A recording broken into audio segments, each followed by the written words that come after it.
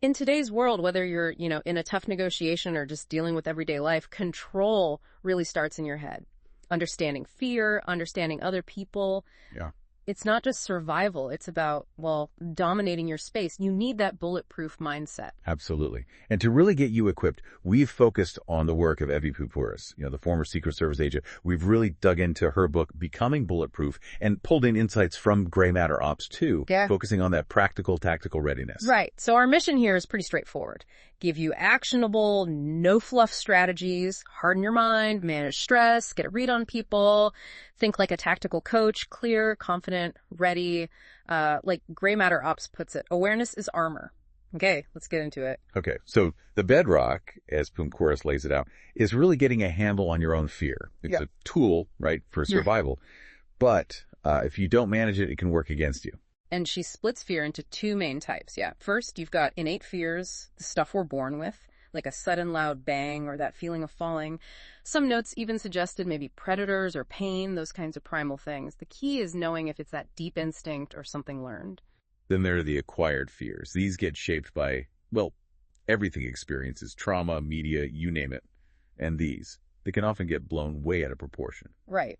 And the way to counter those, the acquired ones that might be irrational, isn't hiding from them. It's rational thinking. Know the facts, the actual statistics. Assess the threat with logic, not just pure emotion. It reminds me of Hans Rosling's work in Factfulness. Precisely. Rosling talked about how we tend to freak out about rare, splashy dangers like, say, terrorist attacks, but we often underestimate the common everyday risks, things like alcohol abuse or poor health habits. Okay, so we understand how fear works. What's the next tactical piece? Our actual reaction when things get real, that whole fight, flight, or freeze thing. Yeah, that's your default programming under stress. And knowing your specific default, do you tend to fight back, run, or just lock up? That's critical information. Recognizing that pattern is the first step. And Poumpouras really pushes for moving from just that automatic reaction to a conscious, considered response. It's not about ignoring your gut. No, not at all. It's about creating a sliver of time to actually think. That connects to Kelly McGonigal's pause and plan idea, right? Slow things down internally. Exactly. You intentionally slow your heart rate, maybe take a deep breath. That helps engage the prefrontal cortex, your brain's strategy center, so you can respond tactically instead of just panicking. That makes a huge difference. Like if your instinct is always run, pausing might show you that running is actually riskier in that moment. Maybe finding cover or even asserting yourself is the better move. Precisely. Now, this mental toughness, this resilience, it's not just forged in a crisis. A truly bulletproof mind gets built day in, day out in the mundane. Okay, so how do we build that daily mental armor? What are the core strategies? Well, there are a few non-negotiables. First, face reality. Yeah. See things as they are, but balance it. Optimism, yes, but tempered with clear awareness of potential negatives. Prepare, don't paralyze. And taking ownership, that sounds key. Absolutely critical. Full responsibility for your choices. That builds a sense of control. Shift focus from blame to solutions. Always solutions. Yeah. And fundamentally, you need to build stress tolerance deliberately through controlled exposure, what they call stress inoculation training. Okay, wait. Stress inoculation. Break that down. How does that work in practice? You start small.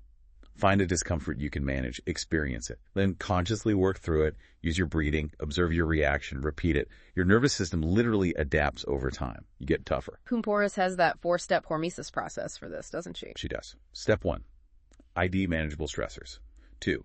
Experience them. Watch yourself react objectively. 3. Adjust your strategies based on what you learned. 4. Repeat, but slightly increase the challenge. Like, for example, if someone afraid of cold, starting with cool showers, then colder. Ah, okay. It's like weight training for the mind, progressive overload. Exactly that. And just as important is identifying and strategically avoiding what she calls hot zones, situations or even people that reliably cause you major distress. Sometimes the strongest move is disengaging. Having the discipline not to react to every little thing. Yeah, don't catch the ball, as she puts it. If someone's throwing negativity, you don't have to engage. Focus on your long game, not short-term emotional reactions. That really resonates. It reminds me of the Admiral Stockdale story. Yes, the POW who survived years by accepting the brutal reality. He saw how dangerous false, unrealistic optimism could be. You have to face the facts. Which means really identifying the actual problem, not just the surface noise, and getting into that solution mode. I like the idea she mentions of like putting an expiration date on just feeling bad about something, feel it, process it, then pivot. And finding meaning, even in really hard times, that's a huge resilience booster. Think about Poumpouras volunteering after 9/11, turning tragedy into purpose. That's the powerful mindset ownership. Action versus the powerless one, always blaming something external. Operating from, I did what I thought was best at the time. Taking responsibility for your calls. Right. And for getting perspective on your own stuff, she suggests the third-person solution strategy. Basically, imagine a friend had your exact problem. What advice would you give them? It creates distance. What about ways to actively shift out of feeling powerless? She mentioned disruptors. Yeah, simple things. Physically move away from the situation. Do something totally different. Or just force a time delay before you react. Anything to break that negative loop. Okay, so building internal resilience is huge. But a bulletproof mindset also means dealing with the outside world effectively. Which brings us to reading people. Poumpouras' background must give her some serious insight here. Oh, absolutely. Rule 1. Drop the stereotypes. Yeah. Seriously, you have to make an effort to see the individual, not just fit them into a box. And then you establish their baseline, how they normally act. Exactly. Watch them when things are casual, low stakes. Their posture, expressions, how they talk. Get a feel for their normal. So once you have that baseline, then you look for clusters of changes. Deviations from that norm. Red flags. Not just one little twitch, but a pattern of unusual body language or speech shifts. Can you give some specific examples? Body language, verbal cues? Sure. Non-verbally, you might see micro-expressions, those super fast flashes of real emotion, changes in eye contact, maybe looking away more, or even staring too much, tension around the mouth, weird hand movements like hiding hands or fidgeting, sudden posture shifts. Verbally, well, watch out for someone answering your question with another question, or saying you're wasting their time. Yeah. Minimizing things, lying by leaving stuff out. Overly dramatic answers too, right? Yeah, or using present tense for past events, or shifting verb tenses inconsistently, like in that story about the supposed Egypt trip where the person slipped into future tense. Big tell. That was a great example. And it's vital to stay objective. Don't take it personally if you suspect deception. Just observe. And listen actively. Pay attention to what's said, what's not said, all those little cues. It's interesting she points out that knowing someone well doesn't always help you spot lies. Sometimes it hinders you. That's right. Because you trust them, maybe you don't want to be rude by pushing, or you're just not motivated to look closely. And research actually suggests verbal cues, what people say and how they say it, can be more reliable than just body language alone for spotting deception. So how do you ask questions effectively to potentially surface those verbal red flags? Good question. Don't ask pointless stuff. Every question should have a purpose. Listen more than you talk. Stay casual, curious, not accusatory that makes people defensive. And definitely work timelines into your questions. Deception often trips up on the when. Okay, so understanding ourselves, reading others, what about influencing situations ethically? Poumpouras talks about influence coming from trust, right? With empathy being key. Exactly. It's not manipulation. It's about building genuine trust. It lines up with Stephen Covey's stuff on the speed of trust. Things like humility, being transparent, showing you're capable. That builds trust. So what are Poumpouras' go-to methods for ethical influence? Well, active listening is huge. Being fully present, really hearing someone that makes them feel valued, respected, and much more open. Then there's priming, subtly setting the emotional tone. Your words, your body language, even the physical environment.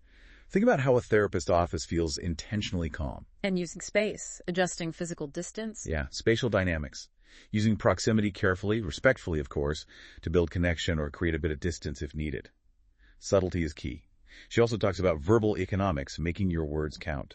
Focus on clarity and value for the listener. And using names, like the Clinton example. Absolutely. Makes people feel seen, acknowledged. And don't forget paralinguistics, your tone, pace, volume, how you say things. Matching someone subtly can build rapport.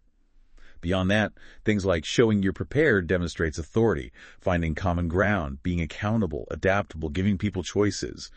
Those all build influence. This ties into that core Secret Service mindset. We often picture the shift agent, ready for anything, trained to react instantly, like in the movies. And yeah, that reactive capability is real and necessary.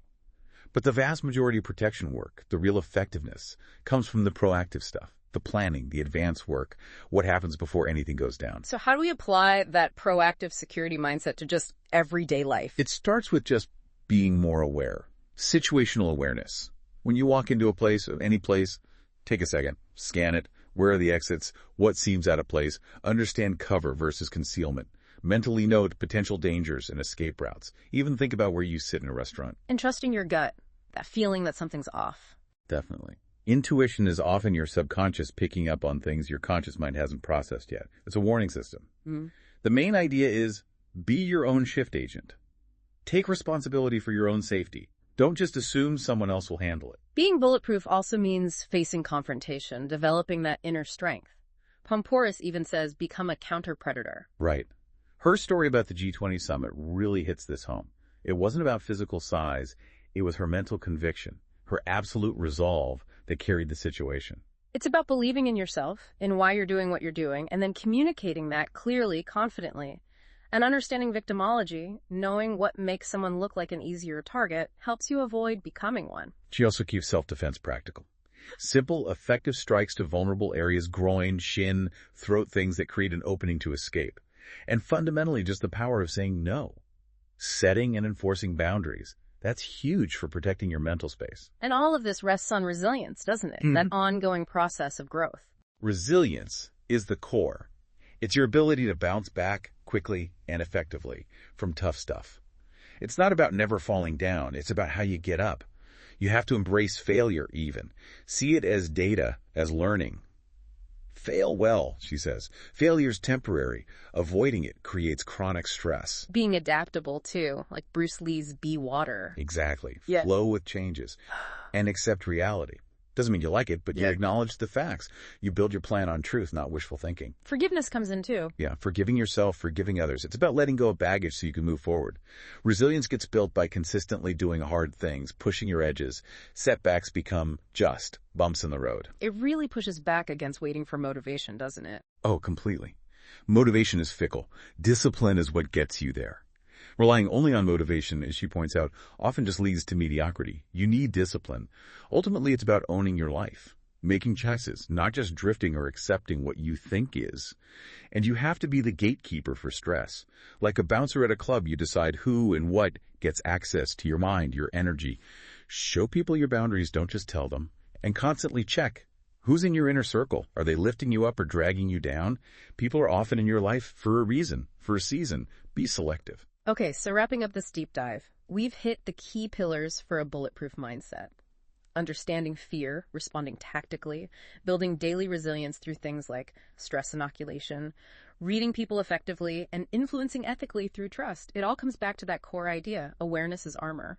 So here's something to think about. What is your default reaction when fear hits? What's one small tactical thing you can do starting today to strengthen your mental armor? And maybe more importantly, who are you letting past your mental velvet rope right now? If these insights resonated and you want to go deeper, definitely check out Evy Poumpouras' book, Becoming Bulletproof, and the resources over at Gray Matter Ops. This has been about equipping you with tactical preparedness for whatever life throws your way.